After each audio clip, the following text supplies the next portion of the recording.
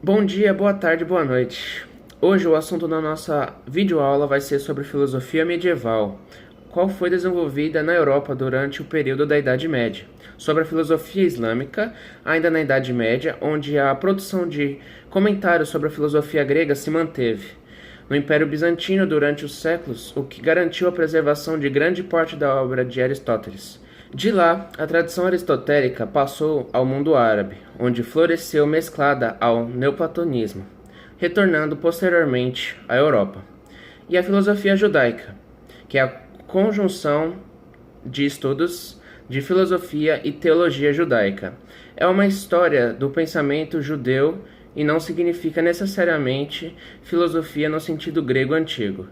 Princípio, ou seja, começa com a consolidação do judaísmo e chega até a idade contemporânea.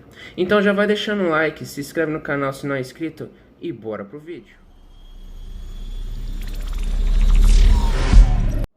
A filosofia medieval é a filosofia que se desenvolveu durante o que é hoje conhecido como Idade Média, estendendo-se aproximadamente desde a queda do Império Romano, no século V, até a Renascença, do século XVI, e tendo suas raízes da filosofia clássica. A filosofia medieval buscou conciliar duas áreas, até então distintas, a razão científica e a fé cristã.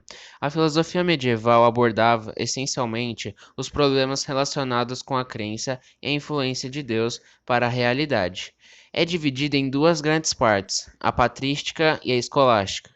A filosofia patrística foi desenvolvida a partir do século IV e permaneceu até o século VIII. Recebe esse nome porque os textos desenvolvidos no período foram escritos pelos chamados padres da Igreja. Focando na disseminação do cristianismo, preocupava-se em adaptando os ensinamentos da filosofia grega. Assim, associaram ao mundo das ideias de Platão com a palavra de Deus. Igualmente, a patrística utilizou os conceitos de alma e corpo explicados por Platão. Para Platão, a alma é imortal, porque pertence ao mundo das ideias, enquanto o corpo, que é mortal, pertence ao mundo da matéria. Por isso, a alma é superior ao corpo. Essa ideia será aproveitada pelos padres da Igreja e vai fundamentar a ideia que a alma é pura, pois é espiritual, e o corpo é o lugar do pecado, por ser matéria. O principal representante da patrística foi Aurélio Agostinho de Hipona. Nasceu em 354 e morreu em 430 d.C. Mais conhecido como Santo Agostinho, suas ideias foram fé e razão e providencialismo.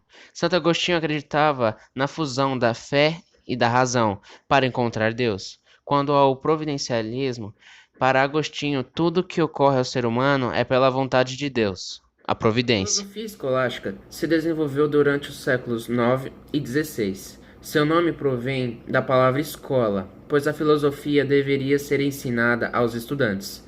Não é à toa que nessa época foi criadas as primeiras universidades na Europa, em Bolonha, em 1080, e Paris, 1170. Baseava-se principalmente na filosofia de Aristóteles, que afirmava que o objetivo da vida humana é a felicidade. Igualmente se utiliza na lógica aristotélica, por isso sustentavam ser possível conhecer Deus através da lógica e da razão. O maior representante da escolástica foi São Tomás de Aquino. Nasceu em 1225 e morreu em 1274. Sua obra mais notável foi as Cinco Provas da Existência de Deus, pela razão, através de 5 vias: a via do movimento, a via da causalidade, a via do contingente e do necessário, via dos graus de perfeição e a via da finalidade. A via do movimento era tudo que se movia e por isso devia existir uma causa externa que provocava esse movimento. Se retrocedermos infinitamente, vamos descobrir que o primeiro que provocou o movimento foi Deus. Via da causalidade. Tudo tem uma causa e nada pode causar a si mesmo. O primeiro que causou foi Deus. Via do necessário. As coisas existem porque são necessárias. No entanto, existem algumas que são acidentais, a qual chamamos de contingentes. Se elas existem, obedecem a um propósito. Então alguém ordenou todo o universo para que todas as coisas pudessem existir. Via dos graus de perfeição. Para cada coisa que existe no mundo, há diferentes graus de perfeição. Sendo assim, deve existir algo mais perfeito que todas as coisas, que reúne em si mesmo todas as qualidades. Este ser perfeito seria Deus, do qual se derivam todas as outras criaturas. Via da finalidade. Tudo existe para um fim, mas nem todas as coisas entendem sua finalidade. Por exemplo, os animais sabem como se comportar, mas não têm consciência das consequências do seu comportamento. Por isso, deve existir uma inteligência maior que ordenou todas as coisas no universo para que elas possam coexistir. Assim, Deus é o fim último de todas as coisas. A filosofia de Santo Agostinho permitiu a expansão do cristianismo no Império Romano. Ao mesmo tempo, a filosofia medieval valorizou a ideia que o conhecimento é algo que pode ser ensinado, e por isso surgem as primeiras universidades na Europa. A filosofia medieval, porém, seria confrontada com os novos questionamentos surgidos a partir do século XV, o racionalismo e o empirismo. Assim, pouco a pouco, a razão e a fé passaram por um processo de afastamento, onde a razão está ligada à ciência e a fé seria algo moral e privado. Entrando no assunto sobre a filosofia islâmica, há uma semelhança dos pensadores cristãos. Os filósofos islâmicos, no período medieval, procuraram conciliar o conteúdo do seu sistema religioso com o pensamento racional. Os árabes entraram em contato com as ideias gregas a partir do século VI, por meio dos povos que dominaram seu processo de expansão territorial. Com a conquista da Península Ibérica em 711 d.C., os islâmicos passaram a exercer profunda influência sobre vários aspectos da cultura clássica europeia, tanto na filosofia como na literatura. No que se refere à sua filosofia, os árabes se ligaram fortemente ao Alcorão, aos ensinamentos de Maomé.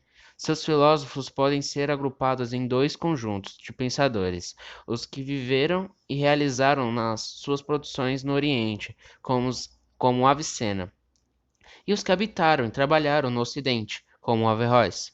Avicena nasceu em Bucará em 980 e morreu em Ramadã, 1037. Foi um célebre filósofo e médico persa da Idade Média. Avicena foi o maior filósofo islâmico do período. Elaborou um vasto sistema filosófico, continuando a tradição aristotélico-platônica de Al-Kindi e Al-Farabi. Este último, o mais antigo e conhecido entre os filósofos islâmicos do século X. Pressupondo a unidade da filosofia, Avicena procurou conciliar as doutrinas de Platão e Aristóteles. Utilizou-se das ideias aristotélicas para provar a existência de Deus, alegando que, nele, existência e essência são iguais. Deus é igual à sua essência e fonte do ser de outras coisas. Sua influência no Oriente não foi duradoura devido à oposição dos teólogos ortodoxos. No Ocidente, contudo, Avicena foi decisivo para a difusão do pensamento de Aristóteles, nos séculos XII e XIII, tendo influenciado filósofos posteriores como Duns Scotus, Alberto Magno e Tomás de Aquino, que nutriram grande admiração por ele. Averroes nasceu em Córdoba em 1126 e morreu em Marrakech em 1198. Foi um filósofo médico e polimata muçulmano andaluzino. Membro de uma família de juristas, estudou medicina e filosofia. É um dos maiores conhecedores e comentaristas de Aristóteles. Aliás, o próprio Aristóteles foi redescoberto na Europa graças aos árabes, e os comentários de Averroes muito contribuíram para a recepção do pensamento aristotélico. Averroes também se ocupou com astronomia e direito canônico muçulmano. Sua filosofia é um misto de aristotelismo com algumas nuances platônicas. A influência aristotélica se revela em sua ideia da existência do mundo de modo independente de Deus, ambos são coeternos, e de que também não existe providência divina. Já seu platonismo aparece em sua concepção de que a inteligência, fora dos seres, existe como unidade impessoal. A filosofia medieval abrange cristãos, islâmicos e judeus. Não se pode dizer que a filosofia judaica seja um sistema de pensamento tal qual a filosofia grega, mas aparece mais tarde, no Ocidente, no contexto de um povo que se encontrava disperso e marcado por inúmeras perseguições. Nesse período, a Europa era dominada pela Igreja Romana, conhecida por suas cruzadas à Terra Santa, para manter os povos sob o domínio cristão.